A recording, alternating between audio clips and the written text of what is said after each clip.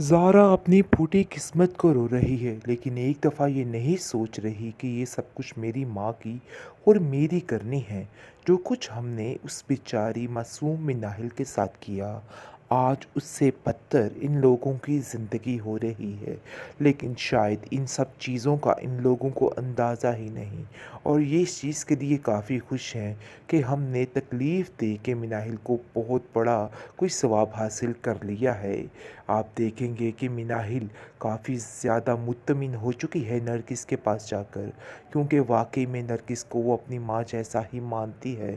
और जिस जिस तरीके से नरगिस ने उसका साथ दिया है, वो कभी इस चीज़ को पीछे नहीं कर सकती है, और हमेशा इस बात को समझती है कि नरगिस ने वाकई में हर रिश्ता निभाने की कोशिश की है और उसके साथ कभी कुछ गलत नहीं किया। इसीलिए वो अपने दिल की सारी बातें बता देती है और कहती है कि देखिए मेरे साथ आखिर क्या हुआ, क्योंकि वो बात पे बात अब बहुत ज़्यादा छोटे दिल की मालिक बन चुकी है, क्योंकि इस कदर टूटने के बाद उसको कोई और रास्ता नज़र नहीं आ रहा।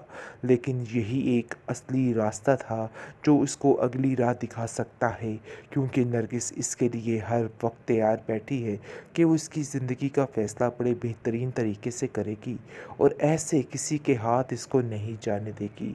अब साफ साफ मिनाहिल इस चीज़ को एक्सेप्ट कर चुकी है कि वो अब अपनी फूफो को साफ तौर पर जवाब दे देगी और कहेगी कि खबरदार, उसकी ज़िंदगी का कोई भी फ़ैसला उन लोगों ने लेने की कोशिश की, वरना बहुत ही बुरा हो जाएगा।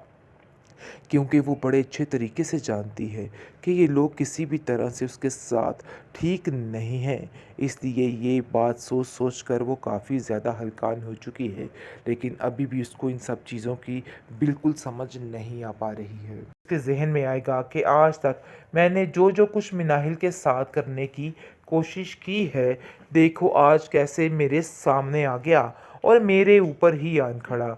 माजदा काफ़ी परेशान होती है और सोचती है कि आखिर ये सब कुछ क्या हो गया। आखिर वो बाबर उसके घर वालों को क्या मुंह दिखाएगी और उनको क्या कहेगी।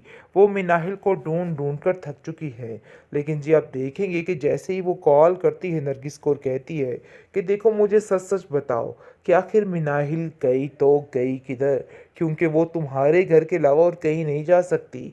जिस पर वो उसको समझाने की कोशिश करती है कि अरे भाई वो यहाँ पे नहीं आई है, तो इसलिए बेहतर यही है कि किसी भी तरह का इल्ज़ाम तराशी न की जाए और हम पर किसी तरह का कोई इल्ज़ाम ना लगाया जाए। ये सरासर इल्ज़ाम तराशी है। वलीद जो है वो इस बात को कवर करने की कोशिश कर रहा है और कहता है कि फ़िक्र मत करो मिनाहिल, हम सब तुम्हारे साथ खड़े हुए हैं और तुम्हें परेशान होने की कोई ज़रूरत नहीं है। देख लेना कि सब कुछ बहुत जल्द ठीक हो जाएगा। जिस पर मिनाहिल कहती है कि मुझे वाक़ई में आप लोगों पे काफ़ी ज़्यादा भरोसा है और मैं कभी भी इस चीज़ को समझ नहीं सकी। लेकिन अब मुझे जाकर इन सब बातों का एहसास हो चुका है कि मैंने जो फ़ैसले किए हैं माज़ी में वो बेहद गलत थे और मुझे ये सब कुछ नहीं करना चाहिए था। काश मैं ऐसा ना करती तो आज सब कुछ ठीक होता, क्योंकि वो जान चुकी है कि उसने वाक़ई में बहुत गलत फ़ैसला कर डाला है, जिसकी वजह से उसको परेशानी का सामना करना पड़ेगा। लेकिन जी आप देखेंगे कि वो इस परेशानी के आलम में कुछ समझ नहीं पा रही और वलीद को नरगिस को कहती है कि किसी भी तरह कुछ भी करने की ज़रूरत नहीं है। मामले को अच्छे तरीके से निपटाने के लिए सारे हालातों से लड़ना ही होगा। उसको समझाने की नरगिस कोशिश कर रही है और कहती है कि बिल्कुल फ़िक्र मत करो। आखिरकार मिनाहिल बेबस हो चुकी है और उसको कोई रास्ता नज़र नहीं आ रहा, जिसकी वजह से वो घर छोड़कर चली जाती है। और उसके पास आखिर कौन सा ठिकाना होगा। वो सीधा नरगिस की तरफ जाती है और अपने दिल का सारा हाल बताती है कि आखिर उसके साथ क्या हो गया।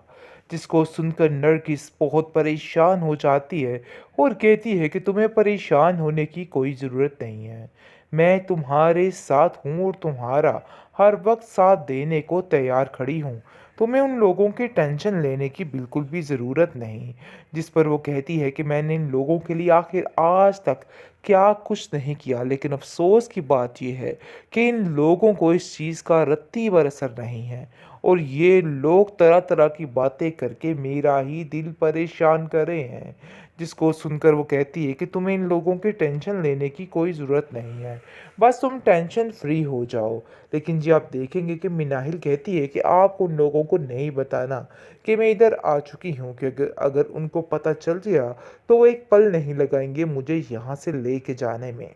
लेकिन वलीद उसको समझाता है कि तुम्हें यहाँ से कोई भी नहीं लेके जा सकता और तुम्हें बिल्कुल भी परेशान होने की ज़रूरत नहीं है। दूसरी तरफ ज़ारा के साथ जो कुछ भी हो रहा है, वो सब कुछ उसका अपना किया धरा है, क्योंकि वो अपने आपे के लिए कुछ भी कर सकती थी और वो एक बड़े मकसद पे बैठी हुई थी कि उसके हाथ में हर चीज़ है और कोई परेशान होने वाली बात नहीं है। लेकिन जी आप देखेंगे कि ज़ारा को पता चल चुका है कि आखिर हनान क्या करने जा रहा है। सारा कुछ शीबा की दोस्त ने बता दिया है और कहा है अगर मेरी बात का यकीन नहीं आता तो तुम खुद जाके सारे मामलात को देख सकती हो और फिर तुम्हें समझ आएगी कि मैं वाकई में सच कह रही हूँ।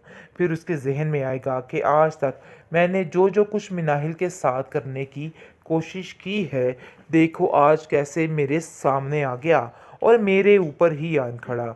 माजदा काफ़ी परेशान होती है और सोचती है कि आखिर ये सब कुछ क्या हो गया।